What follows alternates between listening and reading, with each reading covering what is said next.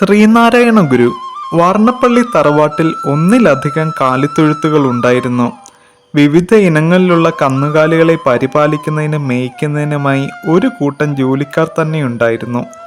അവരിൽ ആരോഗ്യവും ചുറുചുറുക്കും ആത്മാർത്ഥതയുമുള്ള ഒരു യുവാവായിരുന്നു ചാത്തൻ.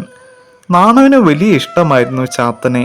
അതിന് കാരണം കന്നുകാലികളോടുള്ള അവൻ്റെ അളവറ്റ സ്നേഹമായിരുന്നു. നാണുവിനും കന്നുകാലികളെ വളരെ ഇഷ്ടമായിരുന്നു. നാണു എപ്പോഴൊക്കെ സ്നേഹത്തോടെ ചാത്തൻ്റെ അടുത്ത് ചെല്ലുമ്പോഴെല്ലാം ചാത്തൻ അശുദ്ധി ഉണ്ടാകും എന്ന് പറഞ്ഞ് മാറി നിൽക്കും. പക്ഷെ നാണു അതൊന്നും ചെവിക്കൊണ്ടില്ല. ചാത്തൻ എത്ര അകലത്തേക്ക് മാറിയാലും നാണു അവൻ്റെ അടുത്തേക്ക് തന്നെ ചെല്ലുമായിരുന്നു. പിന്നീട് കുറേ ദിവസങ്ങളിലായി ചാത്തനെ നാണു വാർണപ്പള്ളിയിൽ എങ്ങും കാണുകയുണ്ടായില്ല. ചാത്തൻ ഇല്ലാത്തതിൻ്റെ കുറവ് തൊഴുത്തിലും കന്നുകാലികളിലും കാണാനുമുണ്ടായിരുന്നു. ചാത്തനെ പറ്റി അന്വേഷിച്ചപ്പോൾ മറ്റുള്ളവർ പറഞ്ഞു, ചാത്തന് കുഷ്ഠരോഗം പിടിപെട്ടു. ആ രോഗം മൃത്യുവിനേക്കാൾ ഭയാനകമാണ്.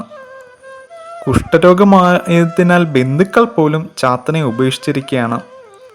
അടുത്ത ദിവസം ആരെയും അറിയിക്കാതെ നാണു വാർണപ്പള്ളിയിൽ ഇറങ്ങി ചാത്തൻ പുലയൻ്റെ കുടിയിലെത്തി. ചാത്തൻ: അയ്യോ തമ്പ്ര, സാരമില്ല ചാത്ത, നിന്നെ കുഷ്ഠരോഗിയായി കണ്ട് മരണത്തിന് വിട്ടുകൊടുത്തവരുടെ മനസ്സിനാണ് കുഷ്ഠം ബാധിച്ചിട്ടുള്ളത്. നാണു ചാത്തനെ ആശ്വസിപ്പിച്ചു. കയ്യിൽ കരുതിയിരുന്ന തുണി കൊണ്ട് ഒരു വൈദ്യനെ പോലെ അവൻ്റെ വ്രണങ്ങൾ വൃത്തിയാക്കി. എന്നിട്ട് പറഞ്ഞു, ഞാൻ തരുന്ന മരുന്ന് എല്ലാ ദിവസവും വ്രണങ്ങളിൽ ഇതുപോലെ പുരട്ടണം. പിന്നെ കുറെ കഴിഞ്ഞ് ഈ ഇലകളിട്ട് വെള്ളം തിളപ്പിച്ച് ചൂടാറുമ്പോൾ കുളിക്കണം. കുറച്ച് ദിവസങ്ങൾക്ക് ശേഷം ചാത്തൻ രോഗം മാറി മറ്റുള്ളവരുടെ ഇടയിലേക്ക് ഇറങ്ങിച്ചെന്നു. ആരാണ് നിന്നെ ഈ മാറാരോഗത്തിൽ നിന്ന് രക്ഷപ്പെടുത്തിയത്?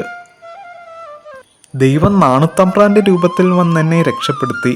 കേട്ടവർ നാണുവിൻ്റെ കാരുണ്യത്തെയും സിദ്ധിയെയും കുറിച്ച് പറഞ്ഞ് അത്ഭുതപ്പെട്ടു.